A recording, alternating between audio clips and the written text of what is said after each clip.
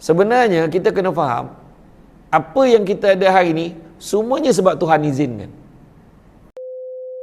Ada orang pernah cakap macam mana tau? Kau kalau nak jadi senang, kau kena berusaha macam aku ni. Ya. Pernah dengar tak ayat tu?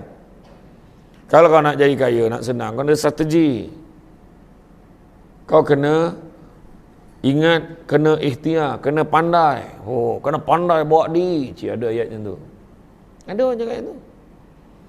Sebenarnya kita kena faham, apa yang kita ada hari ni semuanya sebab Tuhan izinkan. Jangan cakap orang yang susah tu tak kerja keras. Jangan cakap. Mak ayah kita dulu tak kerja keras ke? Kerja keras. Tapi Allah belum izinkan dia senang masa tu. Tapi bila anak-anak semua dah lepas semua, alhamdulillah, mak ayah pun jadi senang.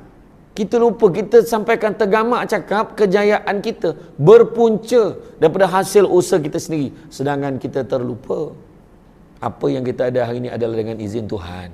Tuhan izinkan.